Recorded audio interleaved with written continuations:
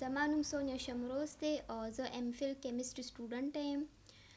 خپل سټډي سره زه پینټینګ هم کوم. دا زما شوق دی. بچپن نه زما د پینټینګ ډیر زیات شوق و. سکیچینګ او ډرایینګ به ما سکول لیول نه کول، خو ما سره دونه ایکسپنسیو نه و، ما سره دونه ارنینګ نو یا خپل څه داسې ذریعه نه وه چې ما هغې نه دا کلرز چې کوم دي دا اغوستل یا څه ټولز اغوستل.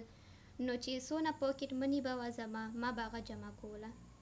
په دې پاکټ مني به نورو جینکو زما فرینډز به هغوی به کلرز اغوستل، ډفرنټ میک اپ سامان شو یا سینګار سامان شو، نو هغوی به په ځان هغوی مطلب اپلای کوله.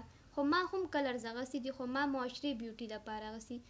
یونیورسټي لیول کې بیا ما ارنینګ شروع کو لږ لږ، خو دونه نو چې ټیوشنز به مې کول، دونه بیا هم نو چې ما چې د ماډرن ټولز اغوستل هغې نه. بیا ما چې دی نو سوشل میډیا جوین کا. خو اګین زه سیلف تاټ آرټسټ یم، ما په خپله پریکټس کړی دی. زموږ معاشره داسې نه ده چې یو زه لاړه شم او یو انسټیټیوټ کې اډمیشن والم، آرټ انسټیټیوټ چې کوم کې زه زده کومه. خو زموږ سپیشلی ګرلز لپاره خو بالکل الاو نی، ډېره ګرانه شي چې خپل سټډي سره چې دی نو دا هم کنټینیو کومه. دوه کارونه خو نشي کیدی، نو ما به سوشل میډیا نه زده کول.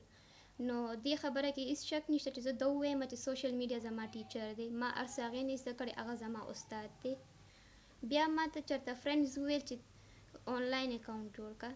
دا یو فایور آنلاین اکاونټ دی په سوشل میډیا باندې فریلانسینګ. دې کې چې دی نو ډفرنټ ما اکاونټ جوړ کو او ډفرنټ آرډرز ما ته میلاو شو، انټرنیشنل آرډرز.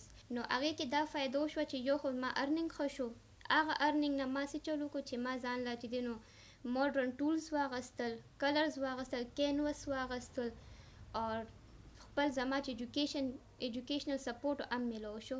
زه ام فل کیمسټري کومه، زما ریسرچ څونه ایکسپنسیو دي، ما خپل دې ارنینګ نه وکړه. یا وړو کورونو خویند وي یا زما خپل پرسنل څه خرچه وي یا سی، هغه زه دې نه پوره کوم.